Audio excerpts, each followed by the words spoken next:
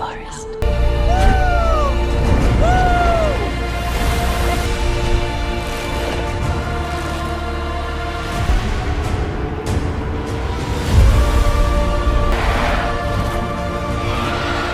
Protect your sister. Yes, sir.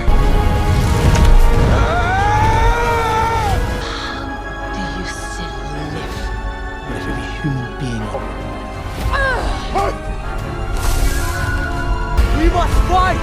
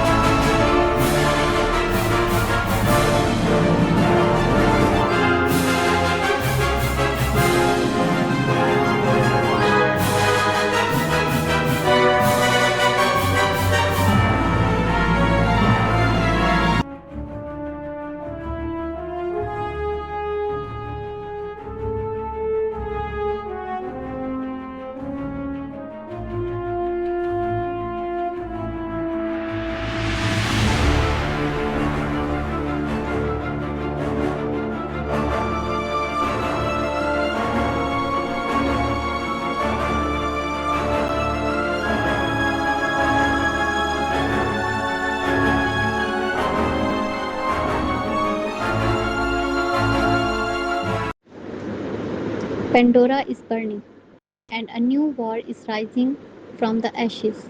Welcome back to M Cinema Reviews. Today we dive into Avatar Fire and Ash 2025, where loyalty is tested, new tribes emerge, and the fight for survival reaches its most dangerous chapter yet. Get ready because this time the flames will change everything. Avatar Fire and Ash is a 2025 epic science fiction adventure directed by James Cameron and served as the third chapter in the Avatar saga following Avatar The Way of Water. The film brings back returning stars including Sam Worthington, Zoe Saldaña Sigourney Weaver, Stephen Lang, and Kate Winslet, set once again on the breathtaking moon of Pandora. The story follows Jake Sully, Nightary, and their family as they face their most dangerous conflict yet. Alongside the returning threat of the human RDA forces, a new enemy emerges from within the Na'vi themselves.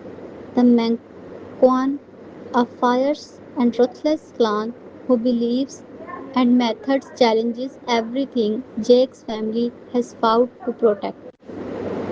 The film explores themes of survival, revenge, loyalty, and the destructive nature of war, while expanding Pandora with new tribes, environments, and creatures. Known for its groundbreaking visual effects and large-scale action sequences, Avatar: Fire and Ash continues James Cameron's focus on immersive world-building and emotional family-driven storytelling. After years of production delays caused by the development of advanced underwater performance capture technology and the expansion of the planned Avatar sequels, the film finally premiered in December 2025.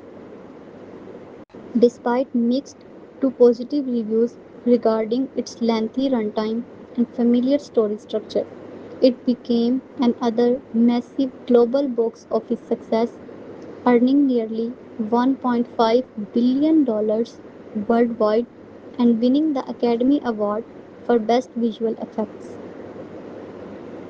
In Avatar: Fire and Ash, the story continues shortly after the tragic death of Neteyam, the eldest son of Jake Sully and Nightry. The loss devastates the Sully family, especially Nightry, whose hearted toward humanity grows even stronger. While living among the oceanic Matkeana clan, the family faces another difficult decision when Spider's human breathing mask fails during the night. Fearing for his safety, Jake and Nitri decide Spider must return temporarily to the human science base. The Sullys travel abroad flying merchant ship, but their journey is violently interrupted by the Mangquan, a brutal and warlike Navy clan led by the Fire's matriarch Baron. The Mangquan attack the convoy, burning the ships and scattering the Sully family. During the chaos, Miles Quaritch captures Jake, but the two uneasy enemies are forced to cooperate while searching for Spider. Meanwhile, Spider nearly dies after losing oxygen until Kiri mysteriously uses Pandora's living mycelial network to transfer him, giving him the ability to breathe in Pandora's atmosphere naturally.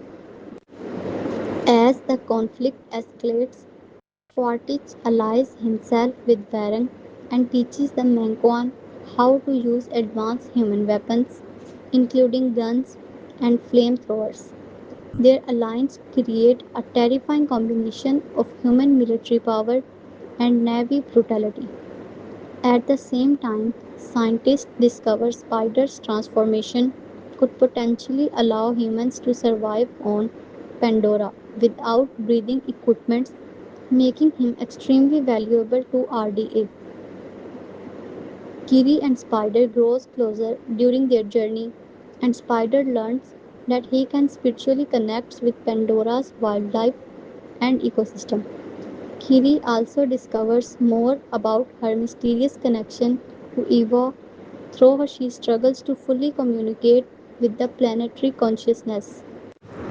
Eventually, Quaritch attacks the Matkiana village and forces Jake to surrender in order to prevent mass slaughter.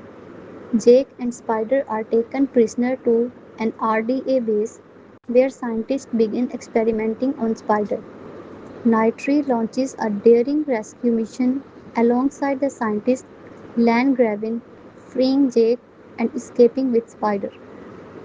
In an emotional moment, Jake briefly considers killing Spider himself to prevent the RDA from exploiting his abilities further, but he cannot bring himself to harm his adopted son. Meanwhile, Jake's son Locke warns the peaceful Tulkan whales that human hunters are preparing another massacre. At first, the Tulkan refuse to fight, but after hearing Locke's warning and seeing survivors of earlier attacks, they finally agree to resist. Jake reunites with the legendary flying beast Torque and rallies Pandora's clan into battle against the RDA fleet. The final battle becomes one of the largest conflicts ever seen on Pandora. The Tulkan and Navy ambush the human fleet, but Quaritch and Manquan nearly overwhelm them. During the battle, the Metkiana leader Ronal dies while giving birth, and Nitri helps deliver her child in the middle of chaos.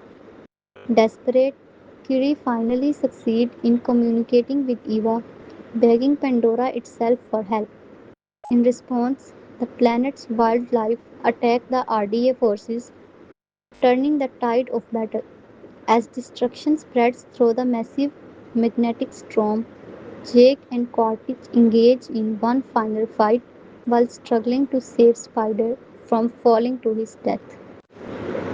In the end, Quaritch disappears after throwing himself away during the battle, while Spider is fully welcomed into Navy society. During a spiritual ceremony beneath the underwater spirit tree, Spider connects with the spirits of deceased Navi and finally meets Grace. Kiri then officially introduces Spider to the Navi people, symbolizing his acceptance into their world and family forever. Avatar Fire and Ash 2025, a comprehensive analysis of casting, performance, and character portrayal. Introduction. The third chapter's casting legacy. When James Cameron announced the third installment of his Avatar franchise, Avatar Fire and Ash, the casting decision would prove to be significant as the visual spectacle the director is renowned for delivering. Released on December 19, 2025, this epic science fiction film represents a culmination of years of innovative performance, capture technology, and casting strategy that extends the boundaries of what audiences have come to expect from the Avatar universe. The casting of Fire and Ash demonstrates a masterful balance between maintaining the continuity of beloved characters from the first two films while introducing fresh talent to bring new dimensions to Pandora's expanding world. The film finds the Sully family facing their greatest challenge yet, a violent new Navi tribe called Menquan, known as the Ash People, who operates from the volcanic regions of Pandora. This threat is not merely external, it forces the beloved protagonists to confront grief, loss, and moral complexities of their chosen world. Director James Cameron's casting approach for this third installment reflects a careful consideration of both established star power and fresh talent, capable of delivering non performance in the demanding world of performance capture cinema. The casting of Avatar, Fire and Ash is particularly noteworthy because it demonstrates how, 14 years after the original Avatar's release, the franchise continues to evolve its approach to bringing characters to life. The cast roster includes Academy Award winning actors, celebrated television performers, and emerging talent who collectively bring a depth and texture to Cameron's Pandora that elevates the third film beyond mere spectacle. The cornerstone cast, maintaining the Sully family legacy. At the heart of Avatar, Fire and Ash remains the Sully family, anchored by the continued excellence of Sam Worthington and Zoe Saldaña in the roles that have defined their careers for over a decade. Sam Worthington as Jake Sully, the returning hero's evolution. Sam Worthington's Jake Sully represents the thematic core of the entire Avatar franchise. In Fire and Ash, Worthington's portrayal demonstrates a marked evolution from the Avatar bearing Marine we first encountered in 2009. The actor brings gravitas to Jake's role as the father and a leader, confronting unprecedented loss and grief. The death of their eldest son between the events of the Way of Water and Fire, and Ash weighs heavily on his shoulder, and Worthington's performance captures this burden with subtlety and emotional depth. Worthington's approach to performance capture has matured considerably throughout the trilogy. His physical performance in Fire and Ash showcases a warrior who has become intrinsically tied to Pandora. Every moment speaks of his complete integration into Navi society. The actor utilizes his body to communicate dispersion, determination, and the weight of parental responsibility.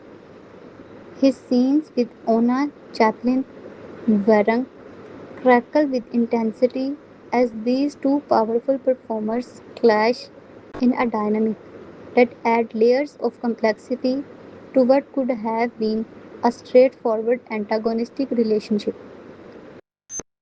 The casting of Worthington in this role continues to be validated by the audiences and critics alike. His ability to carry the emotional weight of the narrative while maintaining the action hero credibility necessary for Avatar's expansive set pieces makes him indispensable to the franchise's success. Zoe Saldana as Nightry, the warrior queen's complexity. Zoe Saldana's Nightry has evolved from the sympathetic Na'vi princess of the original film into a full-fledged warrior queen and mother. In Fire and Ash, Saldana brings unprecedented ferocity to the character, while simultaneously portraying the vulnerability of the grieving parent. Her casting continues to be central to the franchise's emotional core, as Neytiri represents the bridge between human and Na'vi worlds through her relationship with Jake and her fierce protection of their family. Saldana's performance capture work has become increasingly refined. Her physical expressiveness brings Neytiri's legendary warrior skills to life with balletic grace combined with lethal precision. In her confrontation with Varang, Saldana's Neytiri demonstrates why she remains one of the most formidable warriors on Pandora. The chemistry between Saldana and Chaplin in their battle sequence creates some of the film's most memorable moments, with both actresses bringing complete commitment to their portrayal. The continuation of Saldana's role is crucial to Fire and Ash because her character serves as the moral and emotional compass for the narrative. As a mother processing grief while remaining steadfast in her principles of Eva centered spiritually, Neytiri become a counterpoint to Varang's rejection of these same values. Saldana's nuanced portrayal makes this conflict resonate on a deeply human level, transcending to the film's fantastical setting. The legacy of established supporting cast. The continuation of supporting cast members from previous Avatar films provide a crucial sense of continuity and allows for deeper character development. Sigourney Weaver as Kiri, from spiritual conduit to coming of age character. Sigourney Weaver's return as Kiri, the adopted daughter of Sully family, presents an interesting casting challenge unique to the Avatar franchise. Kiri's original as a child born from Pandora itself, conceived through the remains of Grace Augustine's body, make her spiritually significant and emotionally central to the story. Weaver's voice work and performance capture performance brings wisdom and otherworldliness to the character, even as Kiri matures from the curious child of the way of water into a young woman grappling with her unique place in Pandora's ecosystem. Weaver's casting adds gravitas and emotional weight to Kiri's scene. The legendary actress brings an understated quality to her voice work that suggests depth of knowledge and spiritual connection. In Fire and Ash, Kiri's role expands to show her as a spiritual leader in her own right, and Weaver's performance grounds this development in authenticity and quiet power. Stephen Lang as Miles Quaritch, the antagonist endures. Stephen Lang's Miles Quaritch has become the human face of antagonism across the entire Avatar trilogy. In Fire and Ash, Lang continues to portray Quaritch with unwavering commitment to the character's brutal pragmatism and unyielding aggression. The actor's casting as the relentless military antagonist provides a consistent threat that has motivated the entire narrative arc of the franchise. Lang's approach to Quaritch in Fire and Ash adds new dimension to the character. The formation of an alliance between Quaritch and Varung presents opportunities for Lang to explore darker psychological territory.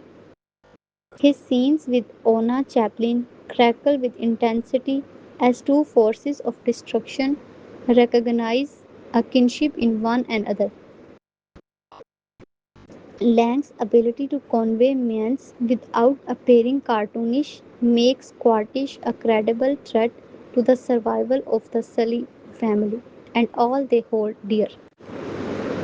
Joel David Moore as Norm Spellman, the everyman scientist. Joel David Moore's continued presence as Norm Spellman provided an important human-centered perspective with Pandora's Na'vi-dominated world. Moore's casting as the conflicted scientist who has chosen to remain on Pandora and embrace Navi's culture offers a counterpoint to Quaritch's rejection of Pandora's value. In Fire and Ash, Moore's character has aged considerably. He has spent decades on Pandora and become an integral part of the Navi community. And Moore brings this temporal shift to his performance with subtle shift in physicality and voice. Moore's performance capture work demonstrates how even the scientist character has become attuned to Pandora's rhythms. His scenes with other cast members reveals a man fully integrated into a world vastly different from the one he came from as a young researcher.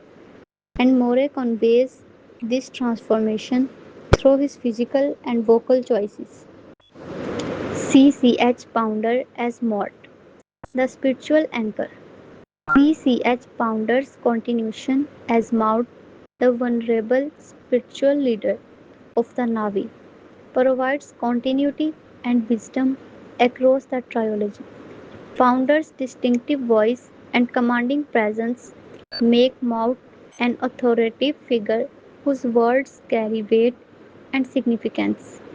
In Fire and Ash, Mort represents the old guard of Eva, centered spiritually and standing in opposition to Varung's rejection of these principles. Pounder's casting brings decades of theatrical experience to the role, and her voice work creates an aura of an ancient wisdom and spiritual authority. Her scenes often provide moral grounding for the narrative, and Pounder's delivery ensures that spiritual concepts are not lost amid the action and spectacle. The groundbreaking addition of Ona Chaplin as Varun. The casting of Ona Chaplin as Varun, the ruthless leader of the Manquan tribe, represents one of the most significant casting decisions in Avatar, Fire and Ash. This choice elevated a supporting antagonist role into a franchise defining performance that has captivated audiences and critics alike. The granddaughter of legend rises. Ona Chaplin's bring distinguished lineage to her role as a tyrannical, fire-wielding leader of Pandora's ash-devouring navy. The Spanish-Swiss actress is the granddaughter of a cinema icon, Charlie Chaplin, and has built her own formidable career through roles in major productions, including Games of Thrones and Black Mirror. However, her casting in Avatar, Fire and Ash makes her entry into what may become one of the cinema's most prominent franchises. Chaplin's approach to the role of Warren represents a deliberate choice to bring complexity and nuance to what could have been a one dimensional villain. In interviews, Chaplin has described how she viewed Warren not as a pure antagonist but as a character shaped by trauma, separation from spiritual connection, and need to maintain control over her people in an unforgiving environment. This interpretation brings remarkable depth to character. Varang, a villain who cannot be dismissed. The character of Varang, as brought to life by Ona Chaplin, stands as one of the Avatar franchise's most memorable antagonists. The Mangkuan leader rules through fire and fear, commanding a Navi tribe that has deliberately severed its connection to Eva, the planet's spiritual entity. Chaplin's portrayal captures Varung's sensuality, cruelty, and unwavering confidence with equal measure. What makes Chaplin casting particularly effective in her ability to convey motivation beneath Varung's violence. The actress brings a tragic dimension to the character, suggesting that Varung's rejection of Eva stems from a profound betrayal. When volcanic devastation destroyed her people's ancestral land and Eva seemingly offered no intervention or protection, Varung led her people in turning their back on spiritual connection entirely. Chaplin's performance suggests that this decision, while terrible in its consequences, emerges from genuine desperation and a leader's determination to ensure her people's survival. Chaplin's physical performance is extraordinary. Her movement as Varang is predatory yet graceful, combining the delicate beauty of Navi physiology with the coy danger of serpent.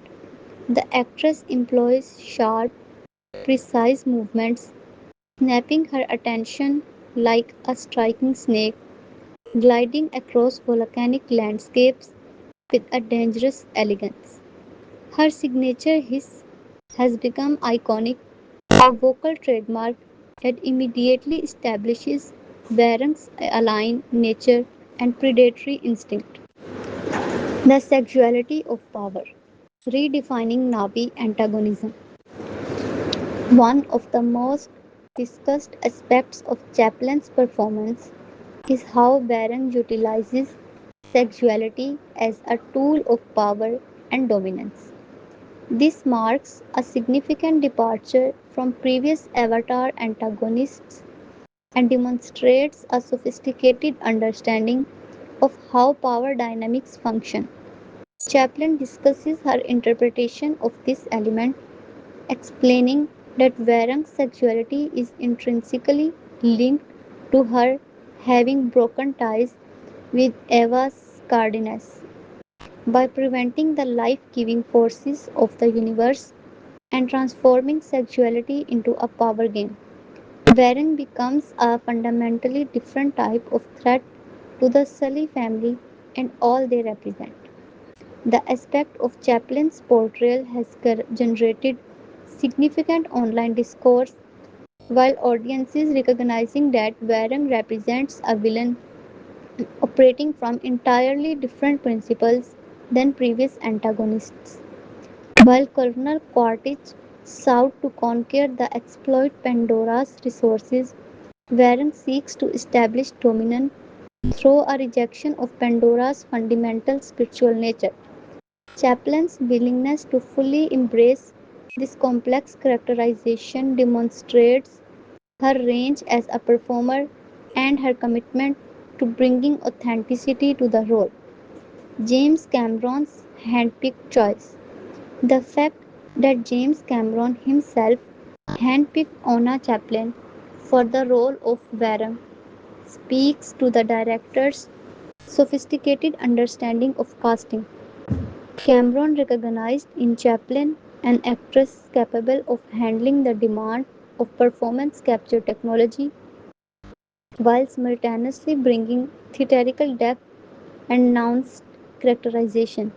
The director's confidence in Chaplin has proven justified as the actress has delivered a performance that critics and audiences have embraced enthusiastically.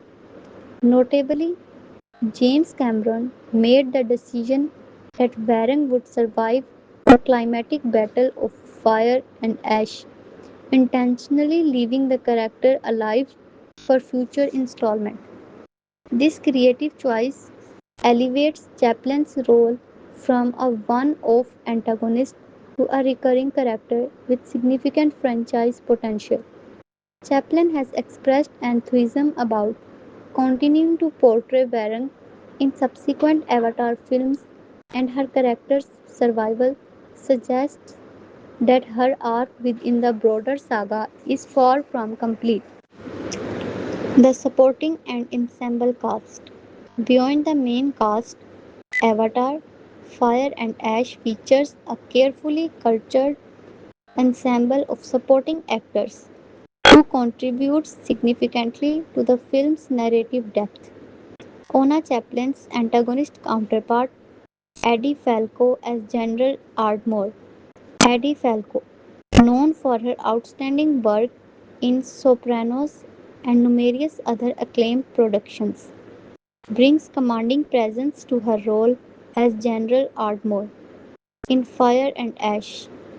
Ardmore represents the human military establishment's continued attempt to exploit Pandora's resources. Falco's casting provides a powerful female antagonist whose military authority and ruthless pragmatism makes her a credible threat. The actress brings decades of dramatic experience to the role, creating a character whose decisions have far-reaching consequences for both human and Navi. Falco's performance demonstrates how even supporting antagonists can carry significant narrative weight.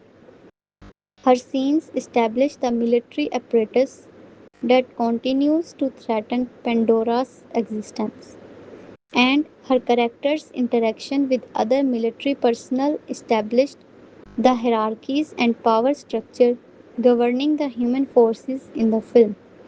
David Thewlis as key human antagonist. David Thewlis brings his distinctive acting presence to the human contingent opposing Jake and Nitri. Thewlis, celebrated for roles in film including the Harry Potter franchise and Fargo, brings intensity and credibility to his antagonistic role. The actor's nuanced approach to villainy ensures that human antagonists are never merely one dimensional obstacle, but instead represent complex ideologies and motivations. The new generation of Navi warriors. Jack Champion as Spider Scorro. Jack Champion, who was introduced in The Way of Water as the young human raised among the Navis, returned in Fire and Ash as a young man. Navigating the complexities of his dual heritage, Champion's character has matured considerably, and his casting continues to explore the theme of cultural identity and belonging. Champion brings youthful intensity and emotional authenticity to Spider's scene, particularly in sequences where his status as a human raised Navi placed him precarious situation. Bailey Bass and other young cast members. Bailey Bass and other young cast members represent the next generation of Navi warriors. The young cast members bring energy and physicality to their roles, establishing new characters who will likely feature prominently in future Avatar installments. Their casting reflects Cameron's vision of building a franchise with long term narrative potential, introducing characters who can carry storyline forward across multiple films. Returning cast member expanding their roles. Kate Winslet as Ronald. Kate Winslet returns as Ronald, the strong-willed mother figure within the McKenna family. Winslet's continued presence in the franchise demonstrates her commitment to the Avatar saga, and her expanded role in Fire and Ash showcases her ability to bring gravitas and emotional complexity to every scene. Cliff Curtis as Tonobari. Cliff Curtis returns as Tonobari, the leader of the Matkiana clan. Curtis brings authoritative presence to his character, and bring his interaction with Jake and Nitri establishes important political and social dynamics with Pandora's Navi communities. Jemaine Clement and Goivani Ribisi as comic relief and tragedy. Jemaine Clement, known for his comedic talents in Flight of the Conchords and other projects, bring levity to proceeding as Dr. Graben. His character's scientific expertise and slightly bumbling demeanor provide counterbalance to film's darker element. Giovanni Ribisi returns as Selfridge, continuing to embody corporate greed and exploitation despite the massive changes that have occurred since the original film's event. Performance capture technology and the demands on actors. The casting of Avatar, Fire and Ash cannot be understood without examining how performance capture technology influences the selection and direction of actor. Technical mastery meets emotional authenticity. Performance capture technology presents unique demand on actor that differ significantly from traditional cinema. The technology captures every movement, every facial expression, and every vocal nuance, creating a comprehensive digital record of an actor's performance. This means the actor cannot hide behind makeup, prosthetics, or clever camera angles. They must deliver complete authenticity through their bodies and voices. The casting director, working with James Cameron, clearly prioritized actors capable of understanding and mastering these unique technical demands. The continued presence of Sam Worthington and Zoe Saldaña in lead roles speaks to their mastery of this technology. Both actors have developed an intuitive understanding of how their physical performance translates to the digital avatar audience seeing on screen, and they utilize this knowledge to create nuanced, believable characters. Ona Chaplin's physical performance. Ona Chaplin's casting as Varen particularly demonstrates the importance of physical prowess and control in performance capture work. The actress's theatrical background provided excellent foundation for developing the precise, controlled movement that define Varen. Her ability to move fluidly through spaces while simultaneously maintaining predatory tension makes her digital avatar visually compelling. Chaplin has discussed in interviews how the performance capture process allowed her unprecedented freedom in her physical performance. Unlike traditional cinema, where camera angles and editing can disguise movement, performance capture everything. This technical requirement drove Chaplin to develop highly specific, physically precise character work that translate into Warren's distinctive on-screen presence. The emotional authenticity of James Cameron's approach. James Cameron's approach to casting and directing within the performance capture environment emphasize emotional authenticity above all else. The director conducts table reads and blocking rehearsal similar to traditional theatre, allowing actors to develop genuine emotional connections and dramatic understanding before stepping into the capture volumes where their performances are recorded. This approach attracts actors who value depth and authenticity in their work. The continued participation of Academy Award winning actors like Sigourney Weaver and the proven excellence of performers like Stephen Lang demonstrates that serious actors view Avatar, Fire and Ash as prestigious projects worthy of their highest professional commitment. Thematic casting, choices, and character symbolism. The casting decision in Avatar, Fire and Ash often carry thematic significance beyond the technical requirement of the roles, Inter- intergenerational themes, and legacy. The continued presence of Sigourney Weaver as Kiri, now portrayed as a young woman with spiritual authority, connects the first Avatar film to the third through the legacy of Grace Gustine. Weaver's continued involvement in the franchise carries thematic weight. The original film's spiritual guide has, in a sense, been reborn with Pandora's ecosystem and now serves as a spiritual leader to the next generation.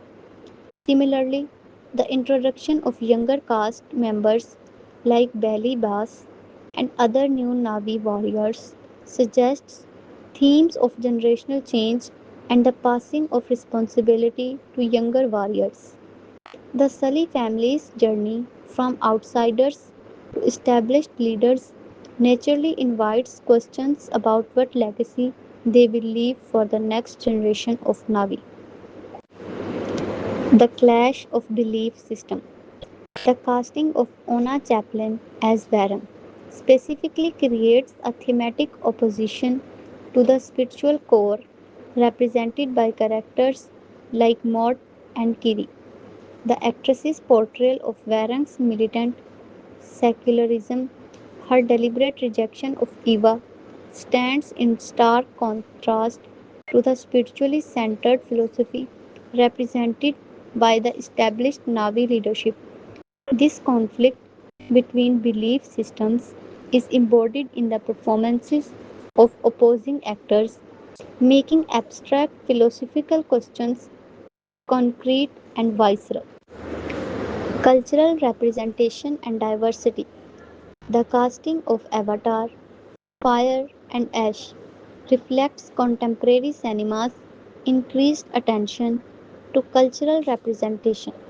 The film features performers from diverse backgrounds, bringing depth and authenticity to Pandora's various Navy clans. Casting directors selected actors with varying ethnic backgrounds, which lends authenticity to Pandora's imagined diversity, while also ensuring that the film reflects the genuine diversity of global audiences. The chemistry of excellence, key scenes, and casting synergy. Certain pivotal scenes in Avatar, Fire and Ash derive their power significantly from the chemistry between actors Sam Worthington and Ona Chaplin, the warrior leaders. The confrontations between Jake Sully and Baron create some of Fire and Ash's most compelling moments. The chemistry between Worthington and Chaplin, a combination of mutual respect between two warrior leaders combined with fundamental ideological opposition, create tension that transcends simple hero versus villain dynamics. Both actors bring complete commitment to their characters' conflicting worldviews, and this authenticity makes their scene crackle with intensity. Zoe Saldaña and Ona Chaplin, female warriors in opposition. The battle sequence between Knightley and Warren showcased two of cinema's finest actresses engaged in fierce physical combat. Saldana and Chaplin's willingness to fully commit to their characters' convictions makes these sequences emotionally resonant rather than mere action spectacle. Both actresses recognize the thematic importance of their characters' conflict. This is not merely a fight for survival, but a clash between different visions of what Navi identifies and spiritually should encompass. Family dynamics and ensemble work. The scene featuring the Sully family together benefit enormously from the ensemble's developed chemistry. Sam Worthington, Zoe Saldaña, Sigourney Weaver, and other returning cast members have worked together across multiple films, developing a nuanced understanding of their characters' relationship. This familiarity allows for subtle moments of family interaction that ground the epic action sequences in genuine emotional stakes. Behind the scene casting decision. Understanding Avatar, Fire and Ashes casting require examining some of the behind the scene decisions that influenced the final ensemble. James Cameron's directorial vision in casting. James Cameron's role in casting Avatar, Fire and Ash extends far beyond the mere approval of studio suggestions. The director is known for his meticulous attention to every aspect of filmmaking, including casting. Cameron's handpicking of Ona Chaplin for the role of Varang demonstrates his commitment to finding actors capable of realizing his complex vision of Pandora's societies. Cameron's approach to casting reflects his understanding of performance capture technology's unique demand. Rather than simply seeking stars with marquee value, Cameron prioritized actors capable of bringing full emotional authenticity to their role within the demanding technical environment of performance capture filmmaking. The continuation of established relationships, the return of Sam Worthington, Zoe Saldaña, and other core cast members was presumably not a surprise decision, but rather a planned continuation of character arc established in earlier films. However, the depth and quality of their performance in Fire and Ash suggest that the Cameron and his team deliberately cultivated the continued excellence of these long-term collaborators, introducing new blood while maintaining legacy. The introduction of significant new cast members like Ona Chaplin demonstrates a deliberate strategy to bring fresh energy to the franchise while maintaining continuity with established characters. This balance honoring what has come before while introducing new elements reflect mature creative decision making. Critical and audience reception of the casting. The casting of Avatar, Fire, and Ash has generated significant discussion and largely positive reception. Standout performances and breakout recognition. Ona Chaplin's performance as Varang has emerged as one of the film's most discussed elements. Many critics and audiences members have highlighted her portrayal as a revelatory antagonist, a character who cannot be dismissed or forgotten. The actress's commitment to bringing complexity and physical grace to the role has earned widespread recognition and has sparked conversation about potential award consideration. Maintaining character integrity. The return of established characters and their portrayal in Fire and Ash has largely been praised for maintaining character integrity while allowing for evolution.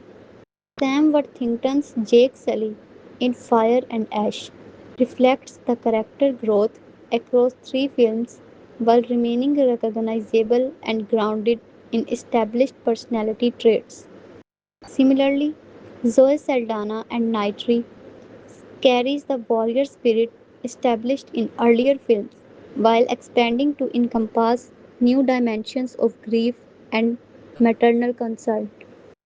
Technical mastery noted by industry professionals. Industry professionals have recognized that the casting of Avatar, Fish, Fire, and Ash reflects sophisticated understanding of performance capture technologies demand.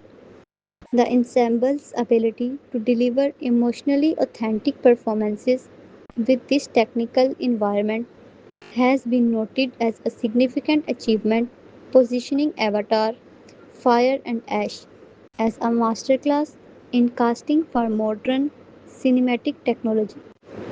The future of Avatar. Casting beyond Fire and Ash. The casting of Avatar, Fire and Ash establishes foundations for future installments in the franchise with several characters specifically positioned for continuation. Varung's survival and future significance. The deliberate decision to allow Varung to survive the climatic battle of fire and ash has significant implications for casting and character development in future Avatar films. Ona Chaplin's character is poised to become a recurring antagonist across multiple upcoming installments, potentially even developing into a more complex character whose motivations and method evolve across future films. This decision acknowledges Chaplin's performance as exceptional and positions her as a crucial element of the Avatar saga's future. The next generation of Navi leaders. The introduction and development of younger cast members like Bailey Bass and other new warriors establishes a pipeline for the franchise's continued evolution. As older characters like Jake Sully and Nitri eventually step back from leadership roles, the younger generation will step into more prominent positions. The casting of these younger performers with talent and potential ensures that the franchise can continue evolving while maintaining narrative continuity. Expansion of human perspective. The continued presence of characters like Norm Spellman, Joel David Moore, and the introduction of new human characters with varied motivations suggests that future Avatar films will continue to explore the complex relationship between humans and Pandora. The casting choices in Fire and Ash establish patterns and character relationships that will likely inform future installments. Conclusion. The art and science of Avatar casting.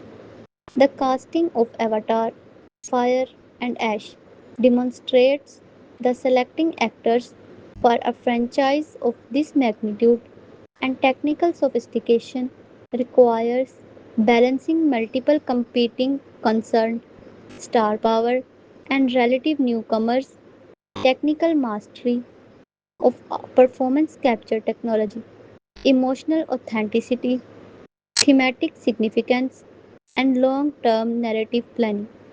The continued excellence of returning cast members like Sam Worthington, Zoe Saldana, Sigourney Weaver, and Stephen Lang provides stability and continuity for audiences familiar with earlier installments. These actors have developed deep understanding of their characters and performance capture environment, allowing them to deliver emotionally resonant performances that anchor the film's more fantastical element. The introduction of Ona Chaplin as Varen represents a particularly bold casting choice that has proven triumphantly successful. Chaplin's ability to bring complexity and physicality and emotional authenticity to the role of a ruthless Navy leader has made her character of one of the franchise's most memorable antagonists. Her performance demonstrates the performance capture technology, far from limiting actors' expressiveness, can actually expand their capacity to create fully realized character whose every movement and vocal nuance is captured with perfect fidelity. The supporting cast, from veteran actors like Eddie Falco and David Thewlis to younger performers like Billy Bass and Jack Champion, contributes significantly to Fire and Ash's overall success. Each casting choice reflects thoughtful consideration of how individual performers can contribute to the broader ensemble while fulfilling specific narrative and thematic functions. Looking forward, the casting decision made in Avatar, Fire and Ash have established the foundation for a franchise that can sustain itself for multiple additional installments.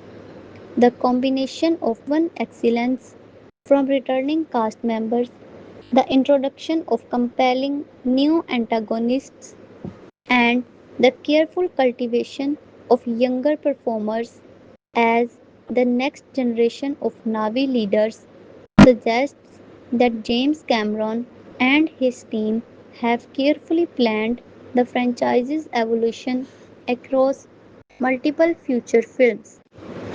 The artistry of Avatar, Fire and Ash casting lies not merely in selecting talented performers, but in creating an ensemble capable of bringing to life a fully realized world populated by characters whose conflicts and connections feel genuine and emotionally significant. In an era when blockbuster filmmaking often prioritizes spectacle above character, Avatar, Fire and Ash demonstrates through its casting choices that truly exceptional cinema requires actors of genuine skill, depth, and commitment to their craft. The success of Avatar, Fire and Ash ultimately vindicates the casting decision made by James Cameron and his team, from the continued excellence of established stars to the breakthrough performance of Ona Chaplin as Baron. The film's ensemble demonstrates the meticulous casting can elevate even the most technologically advanced filmmaking into something that resonates emotionally and thematically with audiences worldwide. As the Avatar franchise prepares for future installments, the casting foundation established in Fire and Ash suggests that audiences can expect continued excellence and compelling character development across the saga's unfolding story. Avatar, Fire and Ash 2025.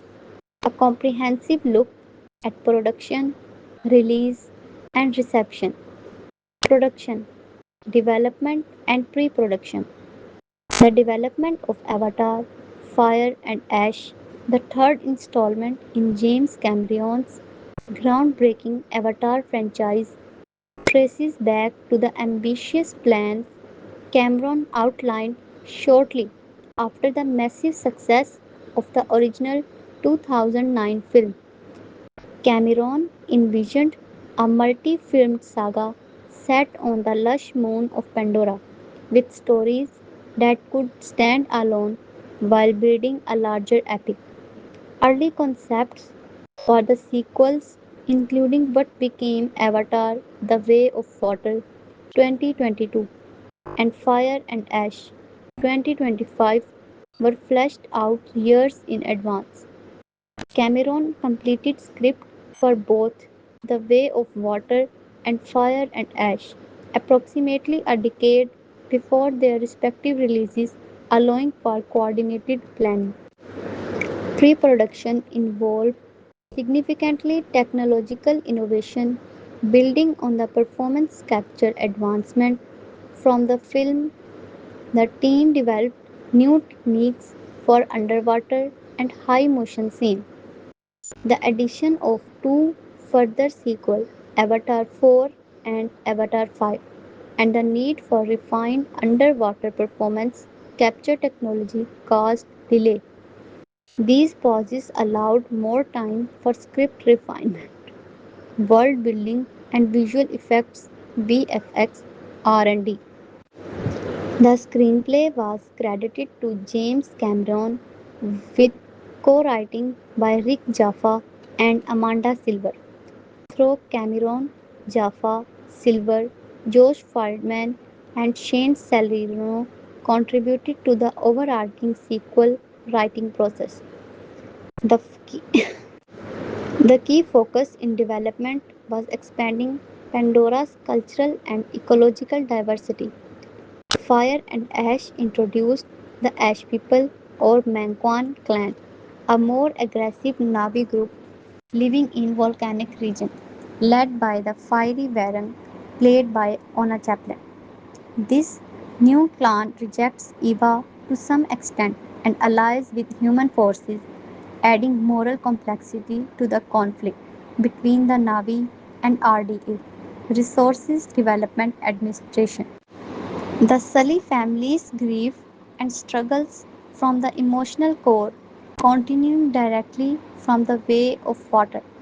Production design, led by figures like Dylan Cole, emphasized practical elements alongside digital wizardry. Extensive concept art, set construction, and virtual production stages in New Zealand created immersive environments. The volcanic landscapes and ash covered terrain required new texturing and lighting approaches to differentiate them from the forest and reef biome of previous films. Cameron's commitment to practical filmmaking you have never seen before involved real stunt work, wire work, and practical props integrated with motion capture. Budget estimates for Fire and Ash ranged from $350 million to $400 million or higher, reported often cite at least $400 million, making it one of the most expensive films ever produced. This did not include substantial marketing costs estimated around $150 million. The simultaneous development with the Way of Water helped amortize some expenses, but also amplified the scale. Pre-production challenges, including coordinating a massive crew, over 1,500 in New Zealand at peaks, advancing motion capture, suit for underwater and dynamic action, and ensuring continuity across the aging cast.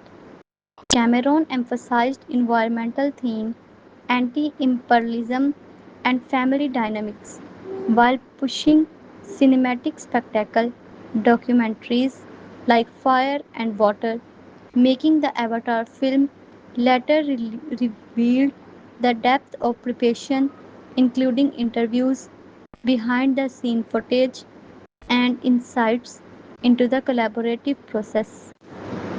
Filming. Principal photography for Avatar, Fire and Ash occurred simultaneously with The Way of Water beginning on September 25, 2017. Initial live action and motion capture work took place in Manhattan Beach, California, with major portions shot in New Zealand. Filming wrapped in late December 2020, though additional pickups occurred later. The dual shot strategy was logistically complex but necessary due to the young actors portraying the Sully children who would age out of role if production stretched. too long. Stages in New Zealand housed vast performance capture volume, including water tanks for underwater sequences. Cast members like Sam Worthington, Jake Sully, Zoe Saldaña Sigourney, Sigourney Weaver, Kiri, Stephen Lang, recombinant quartet, and newcomers like Ona Chaplin underwent rigorous training for movement, archery, and underwater breath holding. Filming involved innovative techniques. Actors performed on mocap suit on practical set, with Cameron often operating a virtual camera to direct in real time within the digital environment. Volcanic and ash sequences demanded new lighting rigs and safety protocols. COVID-19 disruption affected later stages, leading to pauses and reshoots. The production spanned years, with the bulk of principal work concluding by 2020, followed by extensive virtual production and pickups. New Zealand served as a primary hub, with Cameron referring to it as a second or first home for the crew. Locations included custom built stages and some practical outdoor work.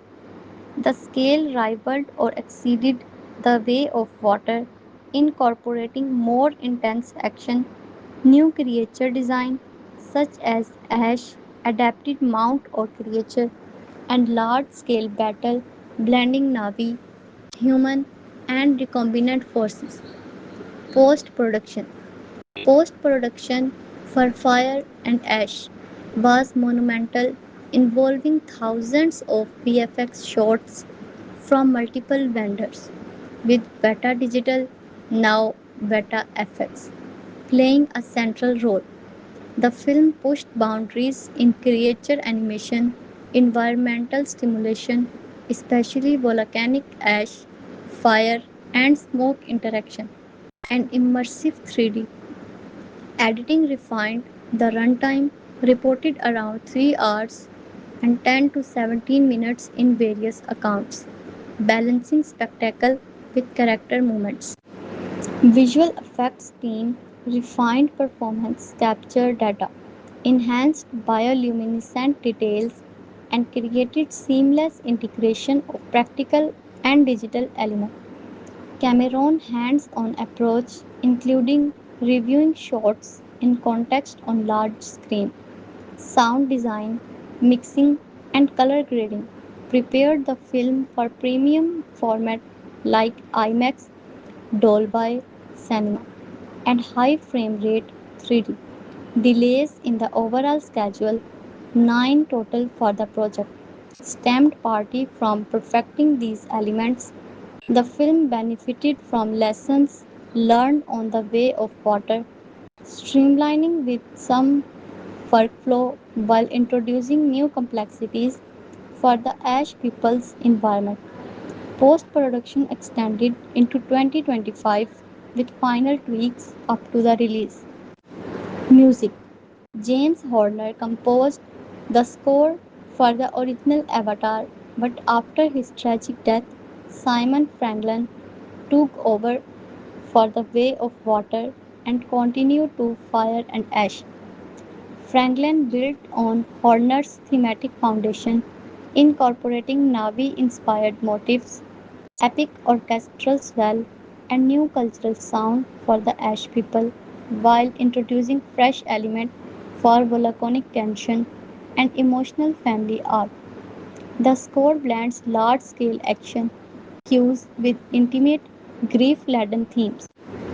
Original songs or vocal performances likely featured, continuing the franchise's world music influences. The soundtrack album supported the release with promotional tie-ins highlighting key tracks. Release Theatrical Avatar Fire and Ash premiered theatrically on December 19, 2025, distributed by 20th Century Studio under Disney. It received a wide release in 3D, IMAX, Dolby Cinema, and other premium formats. The global premiere occurred at the followed Dolby Theatre in Hollywood on December 1, 2025, followed by a European premiere in Paris. Marketing emphasized spectacle, new clans, and emotional stakes with trailers showcasing volcanic battles and ash people and Sully family drama. Cameron promoted the film's theatrically and technological achievements. It faced holiday competition but benefited from the post Christmas window for legs. Home media. Following its theatrical run, the film moved to digital purchase and rental, then physical and streaming release, likely on Disney Plus. Bonus feature included marketing of documentaries, deleted scenes, and VFX breakdowns, capitalizing on the franchise's behind the scene appeal. Exact home media dates followed standard window, extended the film's revenue. Reception, box office. Avatar, Fire and Ash opened to 88 million domestically and approximately 257 million dollars internationally for a global debut of around 345 million dollars.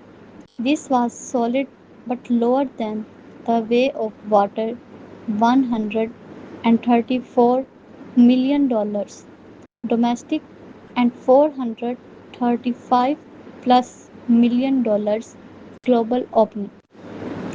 Factors included higher expectations, competition, and mixed early buzz. It held well over the holidays with strong second weekend drop, better than some predecessor in percentage terms, and continued international strength, particularly in China. The film grossed $1 billion worldwide, eventually reaching about $1.490 billion. Domestically, it approached or exceeded $400 million, while a massive success by the most standard and the third highest grossing film of 2025. It became the lowest grossing Avatar entry, sparking discussions about franchise's footage budget recoupment and future installment. With a 350 to 400 plus million dollars budget plus marketing, profitability relied on strong ancillary revenues. It propelled Disney's yearly total but raised questions about diminishing returns for sequel. Strong legs in premium format and repeat viewings helped, yet it underperformed relative to the series' peak. Critical response. Critical reception was mixed to positive. Praise centered on visual effects, world building, immersive 3D spectacle, and technical achievements. Many called it another cinematic marvel from Cameron, while stunning volcanic sequences and emotional family moments. It earned an Oscar for Best Visual Effects and nomination elsewhere, plus Golden Globe nods and AFI and BR Top 10 recognition. Criticism included a lengthy runtime, perceived repetition of narrative beats, human encroachment, family in Pearl, Navis versus RD. The less innovation compared to predecessor. Rotten Tomatoes score hovered in the mid to high 60s to low 70s in report, lower than prior entries, a series low for some aggregator. Audiences score were stronger, cinema score A, with fans appreciating the spectacle and lore expansion. Overall, Fire and Ash reinforced Cameron's status as a visionary while highlighting challenges in sustaining the franchise's culture dominance. It succeeded as event cinema, but prompted industry reflection on blockbuster economic in changing market. This video draws exclusively from public available details aligned with the requested section, expanding each subsection with analysis, quotes, comparison, and technical breakdown. Let us review some reviews of the movie. Review 1. You are not going to see anything like Avatar Fire and Ash in theaters this year. It is going to leave you breathless and multiple points and impressed by sheer audacity of James Cameron. Once you hear a surprisingly good end credits song by Miley Cyrus begin to play, this film upped the ante from its predecessor while being much more emotional and intimate. Audiences will connect with Jake Sully, Sam Worthington, and his family like never before as the narrative builds off of the foundations laid by 2022's Avatar, The Way of Water, and the first Avatar to become a satisfying conclusion to this iconic trilogy. Set on the fictional planet Pandora, James Cameron's Avatar series centers on former Marine Jake Sully, who chooses to side with the native Navy people against his superior Colonel Miles Quaritch, Stephen Lang, and the Resources Development Administration (RDA) after falling in love with Nitri, Zoe Saldaña, Emilia Perez. Following Quaritch's defeat, Jake permanently transferred into his Na'vi avatar body. Years later, the RDA invaded Pandora again, led by Quaritch, now a Na'vi recombinant. This forced Jake and his family to leave home and join the Matkeana clan, who helped them battle their enemies, but not without painful consequences. No matter when you first discovered this science fiction epic, Avatar Fire and Ash will please you with its story. James Cameron and co-writer Rick Jaffa and Amanda Silver push this tale forward in several different ways.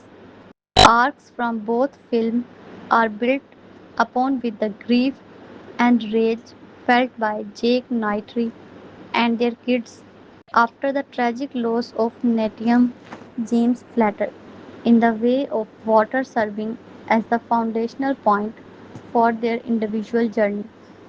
These films heavily rely on exquisite visual to get people in the seat, but Fire and Ash features a very strong emotional core. Part of that comes from the fact audiences have developed a love for these characters.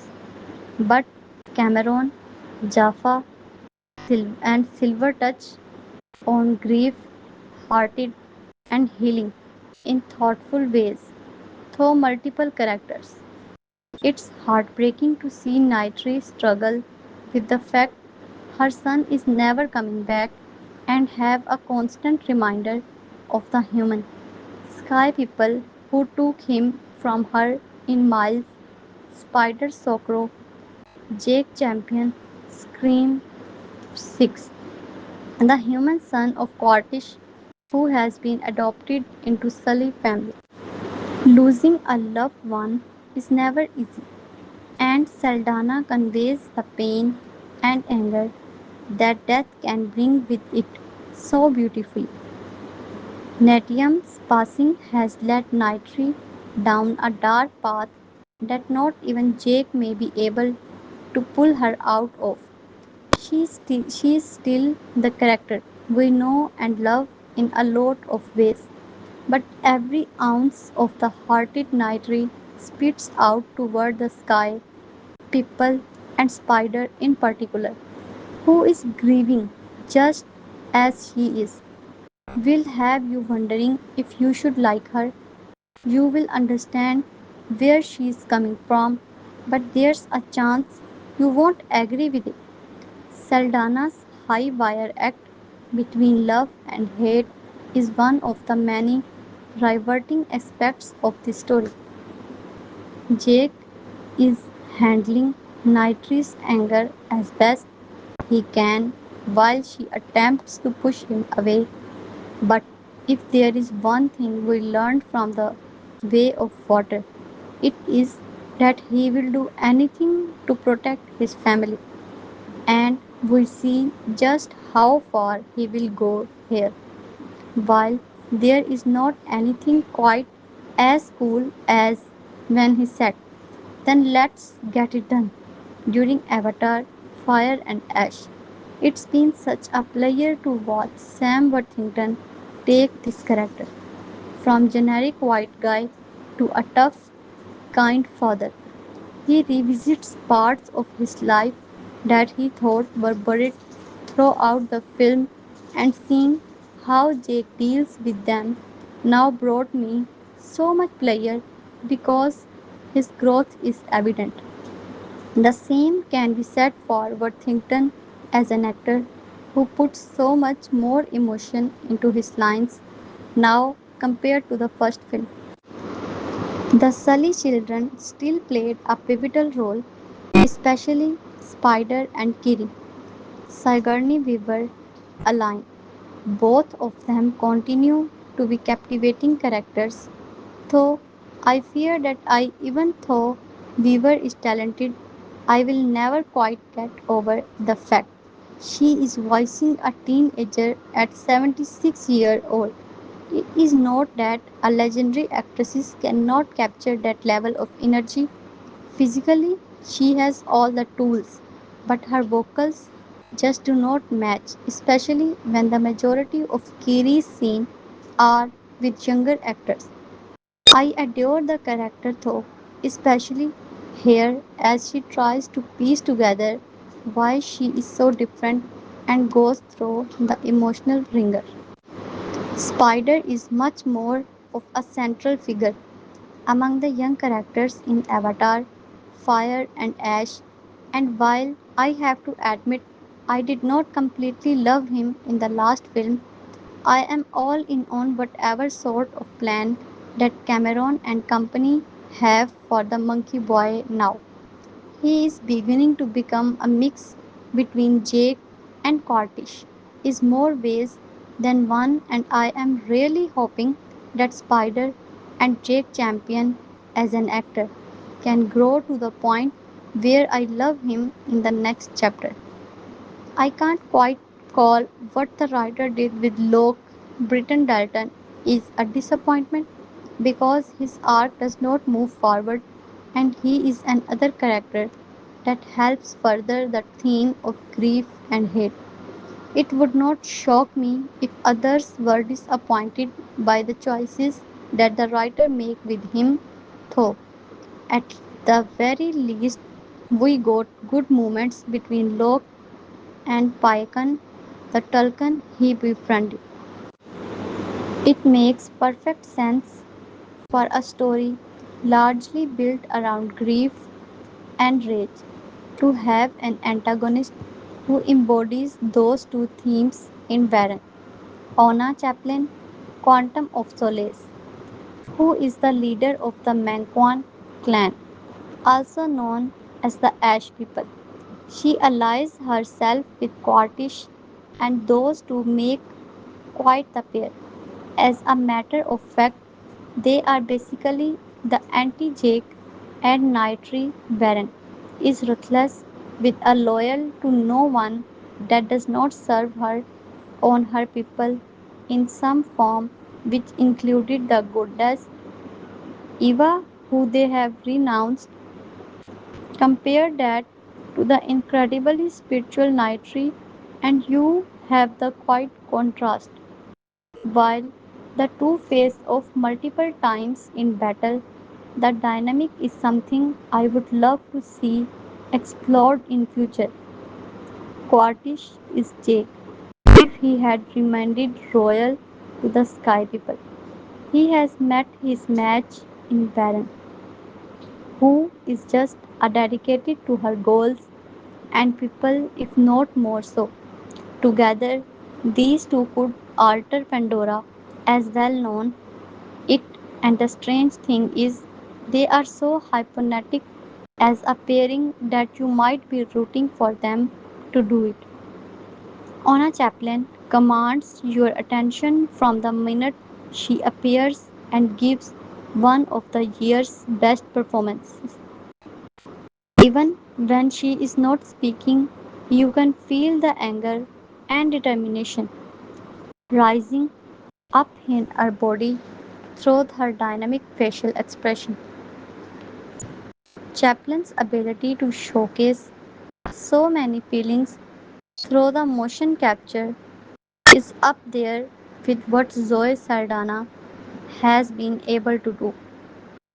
Both women serve as a testament as to why motion capture work deserves to be seriously considered at the Academy Award. Visually speaking, it cannot get much better than this.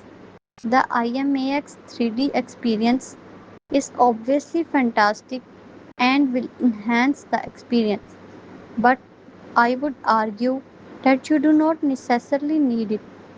James Cameron has created something alongside cinematographer Russell Carpenter that deliver regardless of what format you are seeing the film in. What they have been able to do is absolutely stunning at every turn, and it's one of those cases where you will reach a point where you forget that you are in a theater watching and believe you are actually on Pandora. This film's action sequences are genuinely insane. Several of them took my breath away as I genuinely wondered who would make it out alive. James Cameron puts together the biggest battles in this series to date throughout Avatar, Fire and Ash, which should have audiences cheering or tensing up at any given moment. Given how much narrative ground is covered here, the action also gives us a break from dialogue, which is nice. Though Avatar, Fire and Ash tells a story that is pretty now and unique, the film can retreat or ground Tulkan Hunter Captain Mick Scorby returns, and while his appearance might provide some help with a couple arc, his presence is not exactly necessary, and everything he does here could have been given to someone else. We have already seen certain things here, so why go back when James Cameron and company are adding new layers to this world and these characters? The film soars Avatar, Fire and Ash is easily one of this year's best film. Its a story, visuals, and the action are all top notch as James Cameron keeps pushing the boundaries of what is possible on the big screen in a way that seems effortless. It has been a year since Jake Sully, Nitri, and their family joined the McKenna clan. The death of Nitiam still heavily lingers in their mind, with grief and anger threatening to consume them. When they cross paths with the Manquan clan, also known as Ash People, led by the twisted tribe leader Varen, who has allied with Jake's enemy Quartish, the Sullys find themselves in a battle that will change them and the world of Pandora forever. Review 2. Avatar fans, it is very nearly time to exit cryosleep again. It's only been 3 years since Avatar The Way of Water flooded the box office at the end of 2022. And yet, for those waiting to see where the story of Jake, Nightly, and the rest of the Sully family goes, it felt more like the 13-year gap between the first two films. Well, that wait is nearly over. Avatar, Fire and Ash is coming, and if you did not catch the trailer for James Cameron's science fiction epic threequel ahead of the Fantastic Four first step this weekend, we have good news. It's now online for you to rewatch at your heart's content. Here it is. There's a lot to get into here already, with our heroes reeling from the fallout of the Way of Water, in which the Sully clan lost their eldest son, Natium. Jake and Nitri seemingly struggling in their relationship after the loss. Quartish in the Big Blue Recom Navi form, still on the warpath, and the emergence of a brand new antagonistic force. Yes, that's one hell of the entrance of Ona Chaplin's Baron, leader of the Ash clan, aka Mengwan, striding confidently into frame, ready to spark some serious conflict going forward. Plus, there is some dizzying battle footage, more gigantic Tolkien action, and some kind of purple cosmic backdrop to a big Jake versus Scottish fight. What exactly is going on there? Place your bets. Plus, there are some fascinating moments to pick out. What's going on in the shot of Jake being marched through a crowd of humans and that brief glimpse of Navi flying through the sky with an arrow poking through their chest. Both seems like portentous omen of things to come. You can bet James Cameron's cooked up some serious drama for this one. Stay tuned for more Avatar, Fire and Ash from EmpireOnline.com very soon. In the meantime, get watching the trailer on repeat and clear your schedule for 19 December when the film is due to hit cinema. Just so you know, we may receive a commission or other compensation from this link on this website. Review 3: Avatar, Fire and Ash, the third movie in James Cameron blockbuster franchise, is picking up the pace ahead of its December release with the reveal of its antagonist and confirmation that its debut trailer will be shown with the Fantastic Four first step in the theater this weekend. The image below shows Baron, leader of the Navi Mangwan clan, as known as the Ash People, played by Ona Chaplin, Talisa Mygar in Game of Thrones. Baron and her clan have forsaken the Navi deity Eva after a volcano left their homeland, a desolate wreck covered in ash. Speaking to Empire magazine back in January, Cameron said of the character, Farron is the leader of people who have gone through an incredible hardship. She is hardened by that. She will do anything for them, even things that would consider to be evil. One thing we wanting to do in this film is not to be black and white simplistic. We are trying to evolve beyond the all humans are bad, all Navi are good paradigm. Ona Chaplin is so good that I did not quite appreciate how good her performance is until we got the beta animation back. She is an enemy, an adversarial character, but Chaplin makes her feel so real and alive. Later in April, Cameron expanded on what to expect from Avatar, Fish and Fire and Ash. The Sully family are really put through the ringer on this one as they face not only the human invader but new adversaries. The Ash people, Cameron said at the cinema con. Fantastic Four Steps meanwhile comes out July 25 and kickstarts Phase 6 of the Marvel Cinematic Universe. Expect to see the Avatar 3 trailer ahead of it. Review 4 Avatar Fire and Ash is overlong and the final battle just feels like a rehash of the last movie. However, it still has stunning visuals and Barang is a cool new antagonist. Perhaps the world of Pandora is losing its screen, but we will see how it fares at the box office.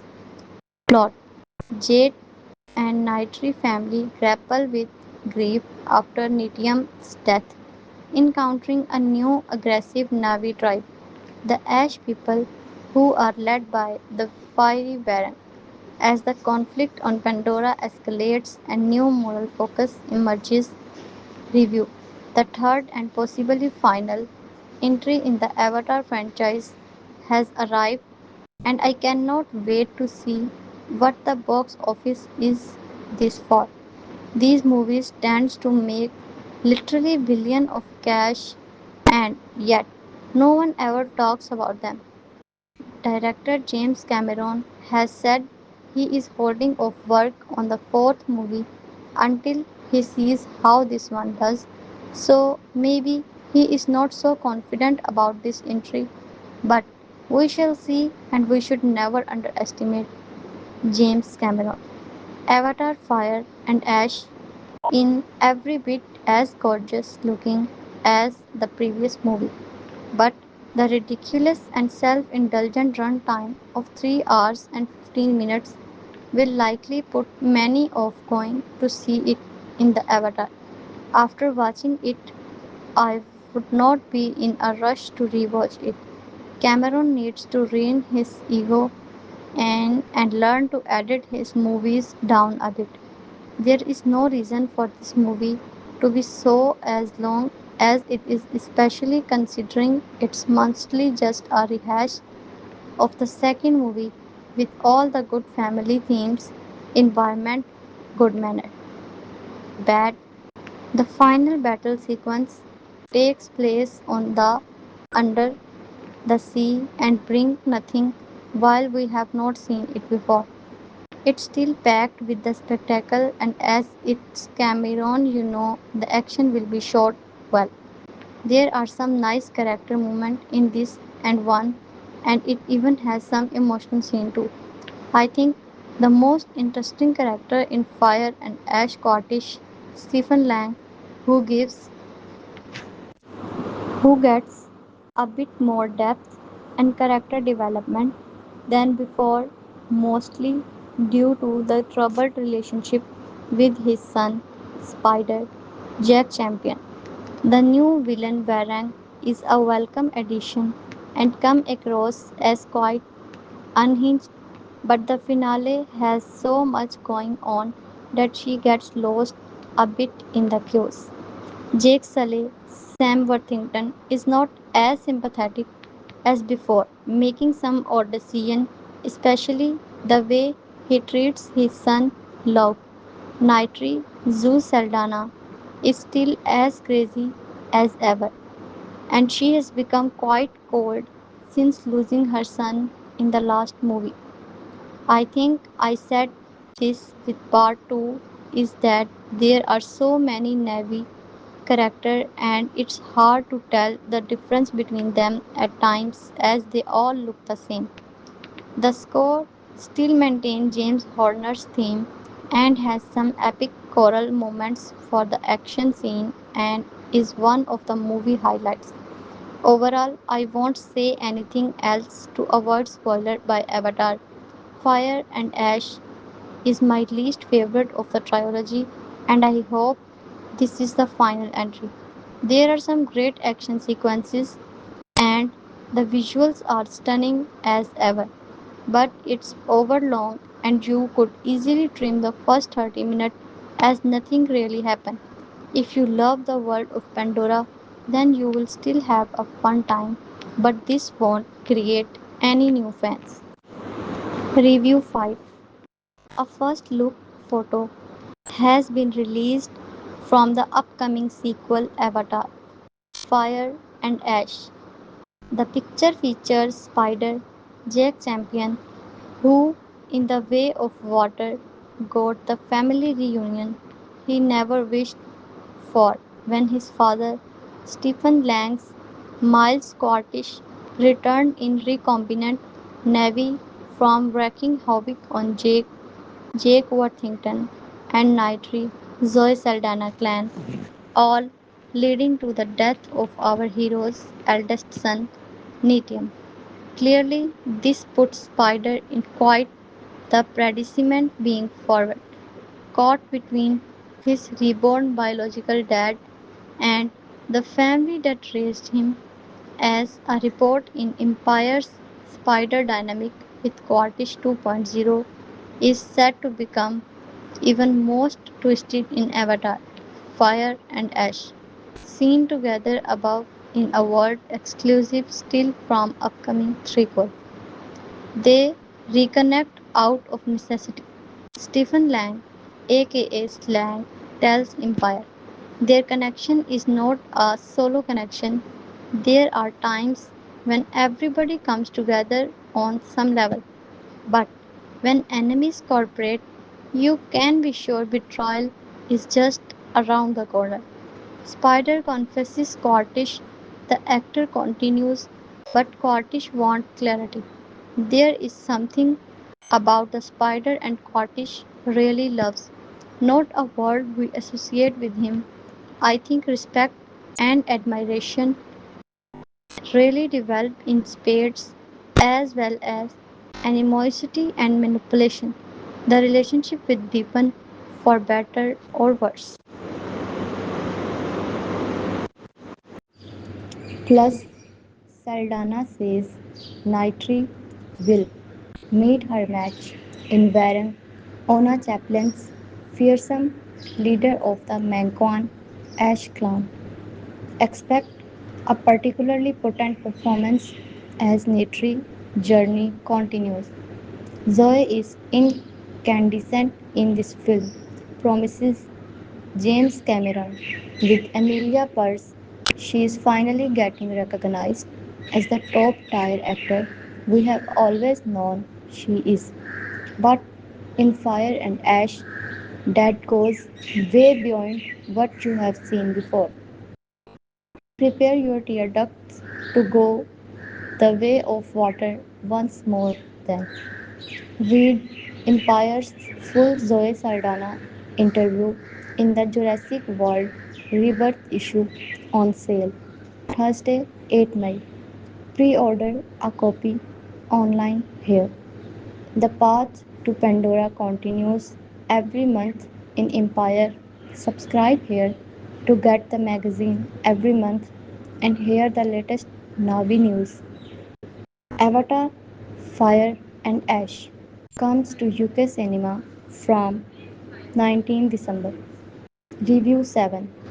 Avatar Fire and Ash just wrapped up its second full weekend in theaters, and despite doubts about the future of the franchise, it continues to climb past other science fiction classics on all-time box office list. At the time of writing, Avatar Fire and Ash has collected almost exactly 760 million at the global box office, with 217 million dollars coming from domestic earnings and 542 million dollars in international market. This $760 million worldwide cumulative total is enough to push Avatar 3 past the $715 million total Howl of Doom Part 2, the Oscar winning science fiction sequel starring Timothy Chalamet, Marty Supreme, will likely hit $1 billion at the global box office by the end of its third weekend. But only time will tell if it has the legs to reach $2 billion as both of its predecessors have. The film have not been received quite as well as the first Avatar or Avatar The Way of Water, but audiences are still showing up in droves to visit Pandora for a third time. At the time of writing Avatar, Fire and Ash sits at 67% score from critics and verified hot 90% from audiences on Rotten Tomatoes. Avatar Fire and Ash returns Sam Worthington to his signature role as Jake Sully, and while many fans speculated that this could be his final outing as the character, if he gets that green light, director James Cameron has said that the third installment needs to do well for Disney to agree to pay for the fourth film.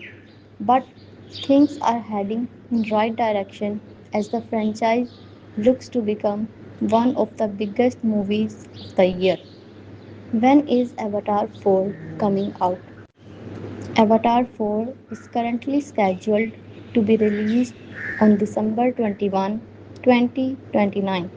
It would not be surprising to see it delayed a year or two, though, considering uncertainty is hanging over the franchise, while Disney and 20th Century wait to see how Fire and Ash performs at the box office. Reports indicate that Cameron and cast members such as Sam Worthington and Zoe Saldaña have already shot some of Avatar 4, though it may not need to be delayed if the team can get back to work quickly. Review 8. James Cameron's Avatar series has nothing to do with Avatar The Last Airbender, but the franchise is following a similar path by going on a tour of the elements. After the first movie involved former Marine Sully, Sam Worthington conquering the skies, and Avatar, The Way of Water, took him and his family into the ocean. The conflict on Pandora is heating up in Avatar, Fire and Ash.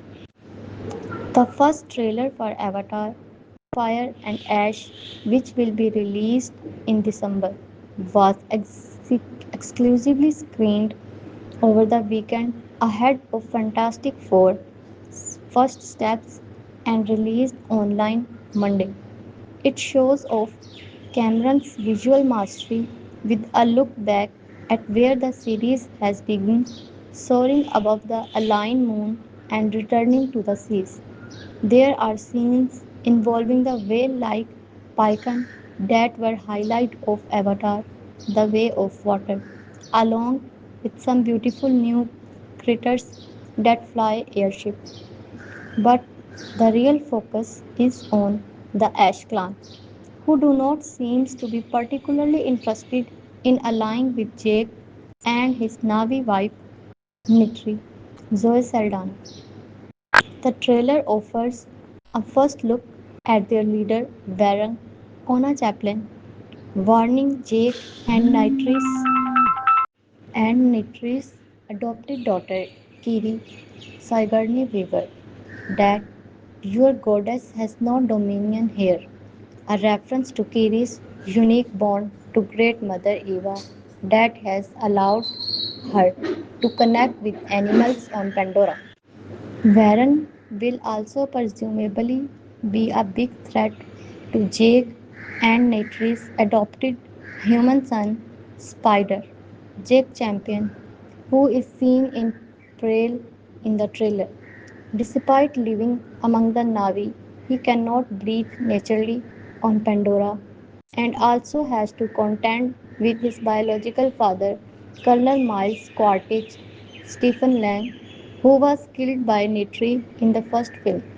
Quartish is back in Navi body and still looking for virginess, seemingly teaming up with Varun since he has shown painted in the same bright red colors. Review 9. Happy Navi families are all alike. Every unhappy Navi family is unhappy in its own way. Should you require proof? Simply drain your bladder, don't use 3D glasses, and settle in for a very long haul of James Cameron's new movie, Avatar Fire and Ash. Here, once again, are Jake Sully, Sam Worthington, and his wife Nitri as Zoe Saldaña, both looking bluer and usual.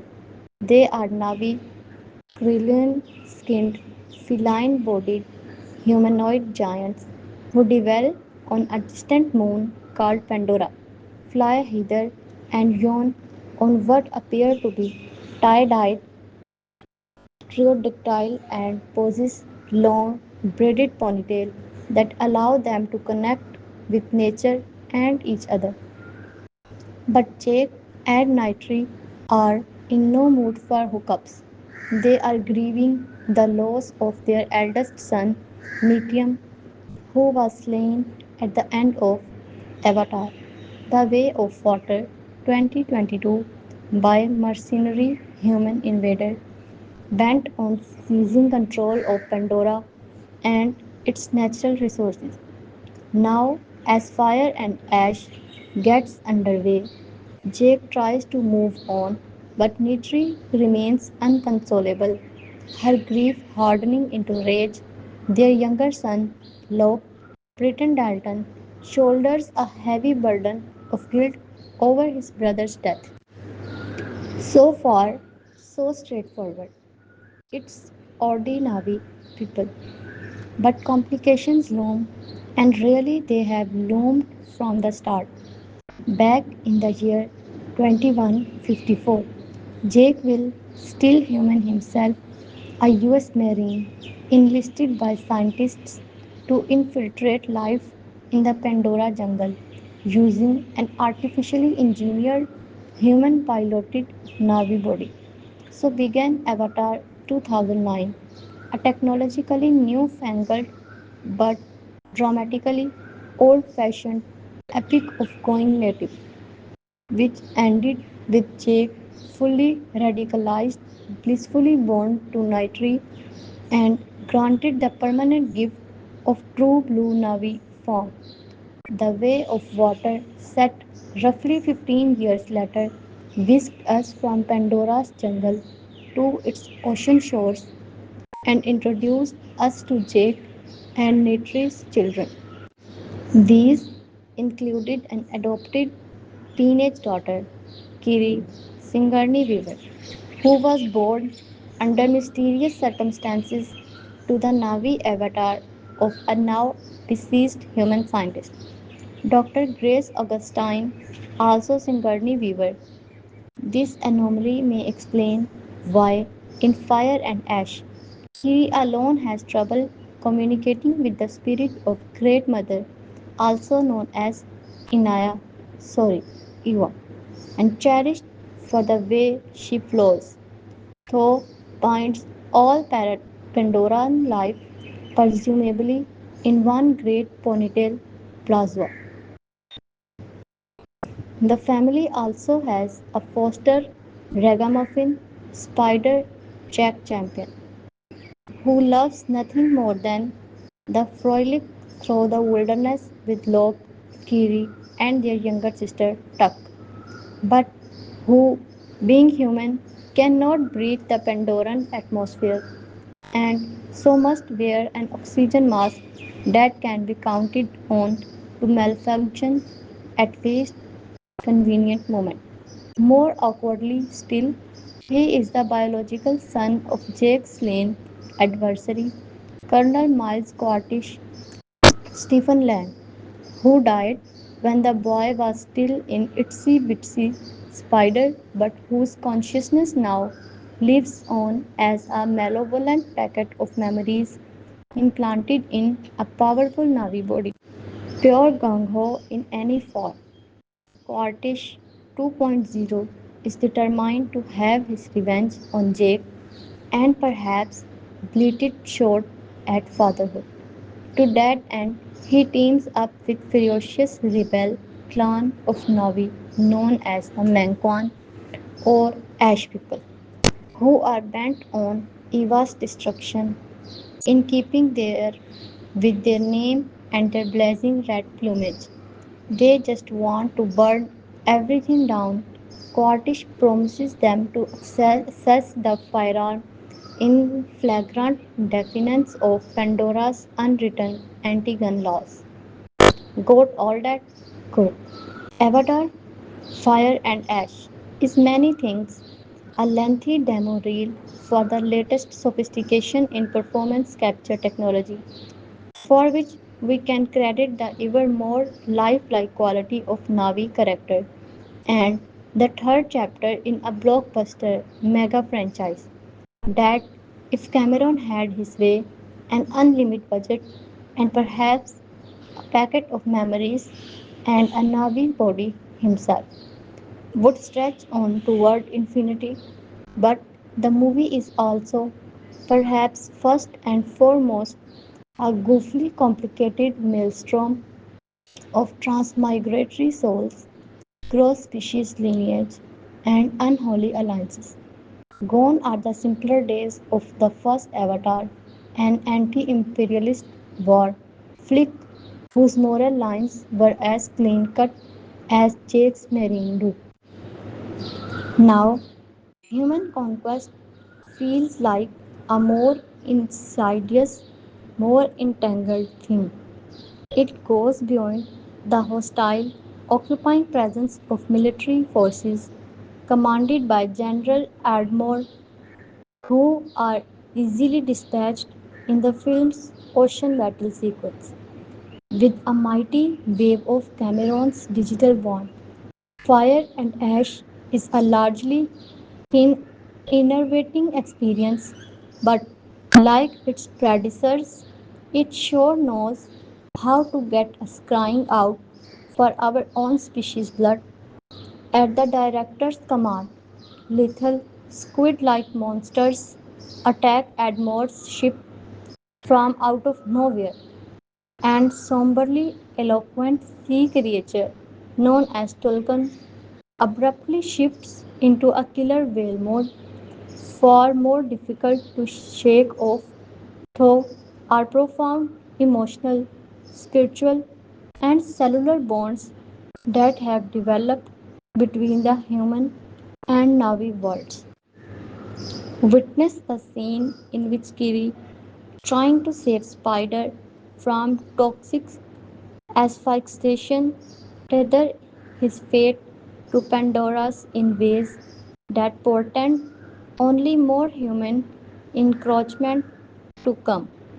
The series, in short, has become one long parable of intragalactic misgeneration, a concept that Cameron pushes in one primarily deranged sequence to Old Testament levels of reckoning.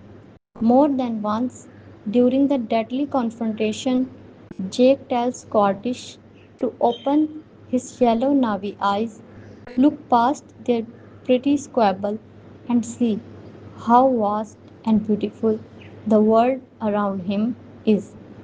But Avatar, Fire and Fish Ash, for all its hardy complication, is an altogether less transporting experience than its true predecessors. Though at 3 hours and 15 minutes, it is certainly vaster. What it lacks is a sense of passage, of progress from one world to the next, which even the cinema of non-stop sensation requires. Cameron usually knows this as well as anyone. That is why the first Avatar ushered us with a boldly immersive application of 3D into what felt like a startling new planes of existence, our first glimpse of the Pandoran wilderness, with Jake roaming about clumsily on his new Navi legs, evoked nothing so much as Dorothy's first technicolor glimpse of Munchkin Land in The Wizard of Oz 1939. Famously, the director's favorite film. The Way of Water, though unable to match the impact of first Avatar, surely took us deep sea diving instead in the great Cameron tradition of The Abyss 1989 and Titanic 1997. Talk about reefer madness. The depths were gorgeously enveloping and the fish were trippy hot.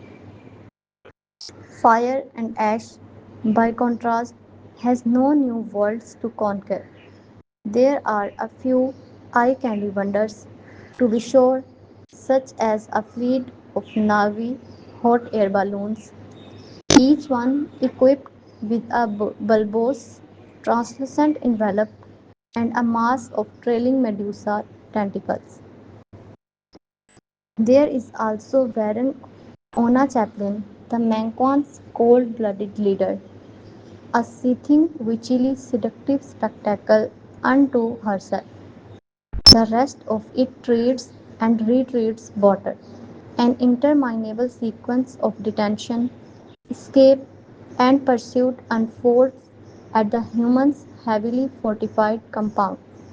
And although the man made ugliness is partly the point, what a depressing contrast with the magnificently verdant jungle variant, the luminescent flora and fauna of the Navi world. It is also, in the case, a trigger and possibly a manifestation of boredom. Presumably, Cameron has a long term distinction in mind, but here, falling back on the habitual flatness of his characterization and the self admiring wretchedness of his dialogue. Smile, bitches, is what passes for a put down. He almost seems to be stalling for time. Will the planned next films in the cycle offer a shot at redemption? With each outing, it has become increasingly clear that James is, in fact, an avatar for Cameron himself, who went full Navi ages ago and may never come back, and stuck as he is, can only hope to convert willing audience to the cause. He has committed years of his life to the Avatar project, and at 71, he soldiers on, like a filmmaker possessed or just plain trapped Pandora's box in him. Review 10. 16 years after James Cameron first stunned Hollywood with the power of performance capture technology with 2009's Avatar, the Oscar winning director is primed to make history again with the third chapter in his groundbreaking franchise, Avatar Fire and Ash, opening December 19, 2025.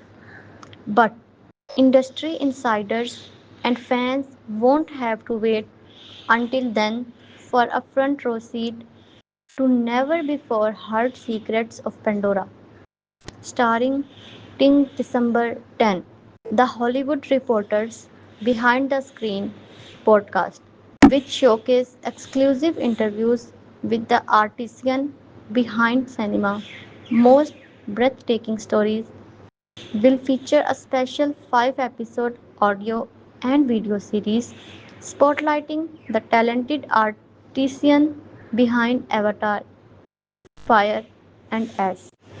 The series, hosted by THR contributing editor Stacey Wilson Hunt, premiere with a deep dive into the film's epic score with composer Simon Franklin, who took over from the Avatar's original composer, the late James Horner, who passed away in 2015. On December 17, production designer Dylan Cole and Ben Proctor reveal exclusive details about Fire and Ash's newest and most stunning set pieces and characters. On December 22, the series will feature a rousing chat with senior visual effects supervisor Joy Latry, visual effects supervisor Richard Banham, Vita FX senior visual effects supervisor Eric Sinden, and Vita FX senior animation supervisor Daniel Barrett. They take listeners inside the evolution of Avatar's landmark performance capture technology, which uses actors' movement and facial expression to create hyper realistic digital characters and reveal just exactly how they make the Navi and their world feel so lifelike. It has nothing to do with AI and everything to do with human motion. On December 30, editors Stephen Rivikin and Jason Godio share their secrets to assembling the storytelling elements of Avatar, and the series culminates on January 7 with a colorful chat highlighting costume designer Deborah L. Scout and the surprisingly handmade process she employed to create the clothing for Avatar's character. The series also takes listeners on a ride through the Avatar legacy, which stretches back 30 years to the mid 1990s when Cameron first penned his screenplay about paraplegic Marine Sam Worthington, who, after filling in for his deceased twin brother in a secret mission to colonize a moon called Pandora, falls in love with an indigenous Navy woman, Zoe Saldaña. Avatar premiered in 2009 and became the highest grossing film in the history, earning more than $292 billion at the global box office. Its sequel, 2022's The Way of Water and Fire and Ash, were shot back to back in 2017. The franchise has netted of a total 13 Oscar nominations and 4 wins, thus for including for Best Cinematography, Best Art Direction, Production Design, Best Visual Effects Avatar, and Best Visual Effect The Way of Water and Fire and Ash is clearly on its way to Oscar contention too. The film has been named one of AFI's top 10 motion pictures of the year, a top 10 film of 2025 by the National Board of Review, and has netted both Critics' Choice and Golden Globe nomination, including for visual effects and original song. This special edition of Behind the Screen is available below and wherever podcasts are streamed. Episode 5, Costume. Oscar winning costume designer Deborah L. Scout closes out the series with a fascinating look inside her process with director James Cameron, with whom she first collaborated on Titanic. Scout reveals the unprecedented artistry behind Avatar Fire and Ash's costume, which in essence required the creation of each design twice, first as real life, tangible garments, then digitally realized on screen.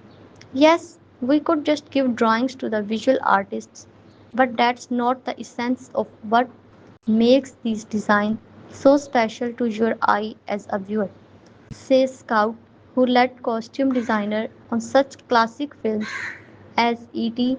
and Back to the Future. With our approach, You are getting incredibly complex details, whether it be a tiny bead or the way something blows in the wind. Editing is episode 4.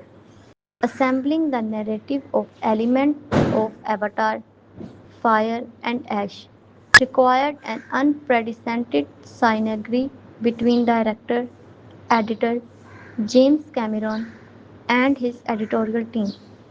In episode 4, editors Stephen Rivikin and Jason Guardio detail their innovative process in fascinating details, including their presence on set during performance capture filming, while emphasizing the film's adherence to traditional editing. When you take away the amazing visual, it really comes down to putting a movie together, ultimately in the same way you would put any movie together, says Ripkin. At Guardio, we do not use AI at all in our process. Jim is adamant that everything be reality based.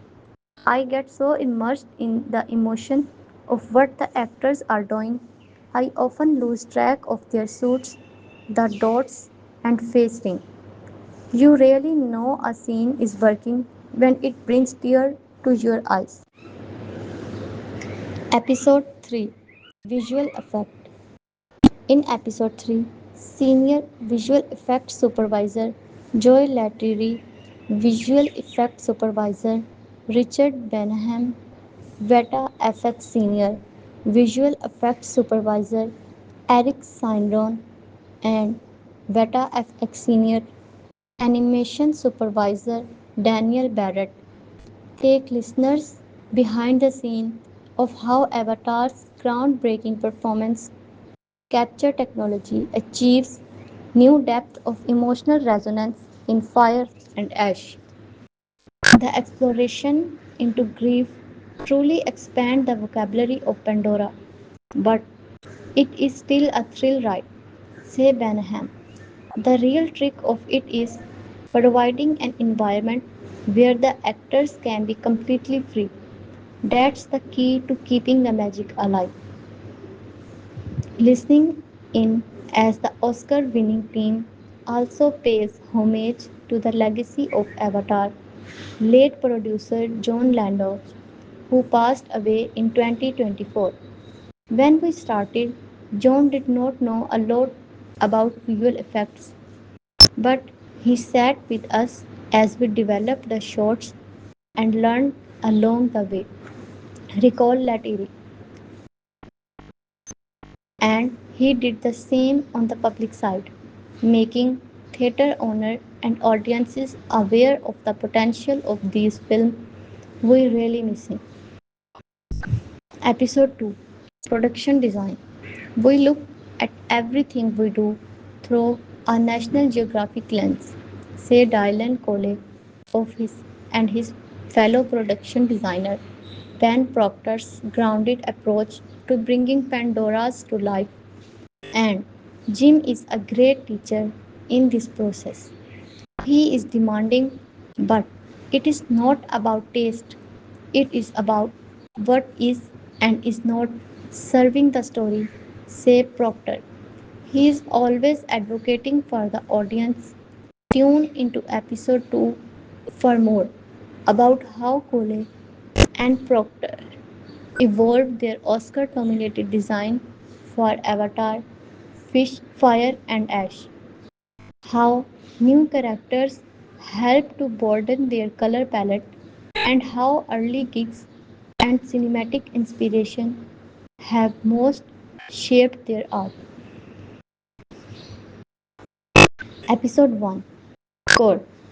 In the premiere episode of this special Behind the Screen podcast series celebrating the craft of Avatar, Fire and Ash, Grammy winning composer Simon Franklin reveals what he learned from late composer James Horner, defining the culture of the world of Pandora through music, inventing and 3D printing new instruments, and how James Cameron's passion for music has made Franklin's work uniquely streamlined.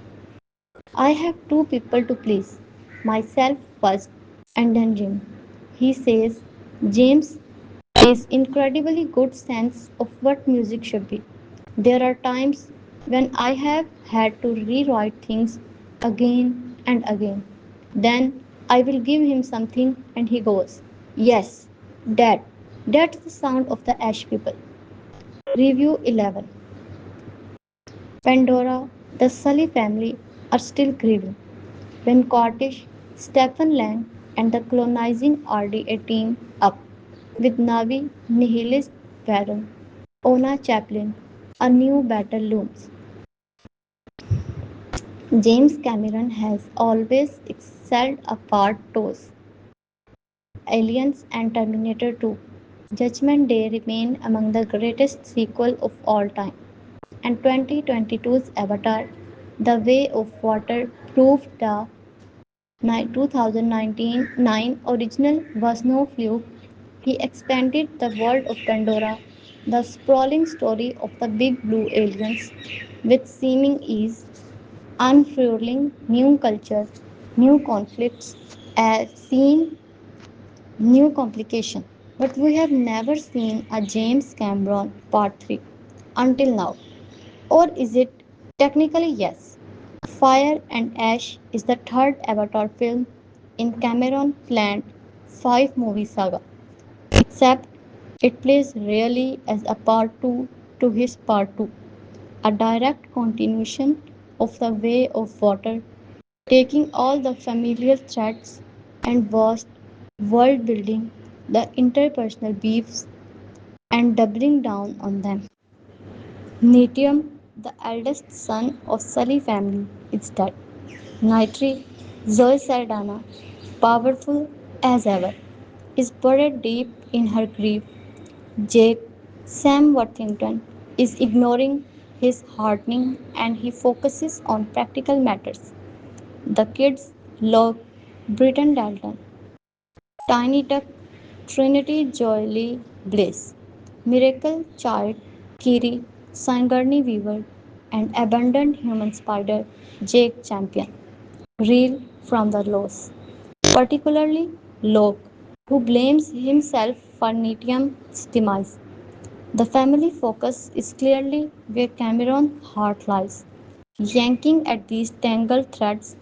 The emotion here is deceptively complex, the film daring to go deeper frequently to shocking places. The final battle, sprawling across sea and sky, is the biggest brawl Pandora has ever seen. This is not Navi no Bombach throw. The wounded family drama goes hand in four-fingered hand with colossal Cameron action. Gigantic sea ships are smashed together with wild abandon.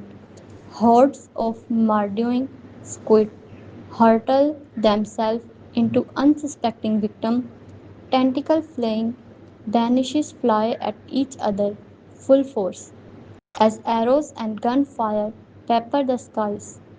It is mind melting stuff, using all that character development as a springboard to deliver huge adrenaline jolt. A first act attack on the air jellyfish riding wind raiders. A brief but joyous inclusion of new clan is thunderously exciting, while the final battle, sprawling across seas and sky, is perhaps the biggest brawl Pandora has ever seen. Much of that escalation of the action in courtesy of fire and ash. Most significant new element Warren, Ona Chaplin, and her Mancon clan, the first of all out of Navi's villain in Cameron's world. They are brutal, formidable, new presences, rejecting hippy dippy niceties. Your goddess has no dominion here. First Baron of deity Eve, as they multiplicate their fellow people, blazing trails of hearted wherever they go. Wearing herself is particularly mesmeric, slutty, and commanding, as she and Rome Recom hybrid quartish. Stephen Lang become a sort of nightmare power couple. I will eat your heart, she tells him, after blasting him with psychedelic drug by the way of fucked up flirting. They are a match made in hell. In many ways, then Cameron is escalating things once again, pushing further outwards into Pandoran lore and deeper inward to his character. But compared to the relative clarity of the way of water, the middle act of fire and ash feels naughty, a game changing development with human spider sparks a chase across Pandora that sees Cameron with writer Rick Jaffa and Amanda Silver, moving too many players across the board in myriad direction. There are moments of real deja vu as entire plot beats are repeated from the way of water. The film is over 3 hours and often feels it streamlining that storytelling would allow the majority of masterful stuff here to shine even brighter. As a result, those not enthralled to Eva might have their patience tested. With so many pieces in play, it is inevitable that some suffer for screen time. Look, this film's narrator feels oddly sidelined, while Tuck still exists mainly to be mentioned. Most disappointingly, Farron disappears in the final act. While everyone was hoping for a seismic shift in the overall saga, should recalibrate their expectation. Still, this is about the most spectacular spectacle you could ever ask for. Utterly transportative, technical, masterful. It is near unfathomable that barely anything on screen actually exists. So photoreal. You never even think about it. And it's all in service to myth making at the highest level. Cameron and crew weaving entire new tapestries with unparalleled imagination. Who else out there is giving us space whale politics, mystical mycelial network, and children questing to witness the face of God? Flaws and all, it is a privilege to witness. Bring on Avatar 4 and 5 as Cameron's overall sequel plan enters part 2. He's pretty good at those.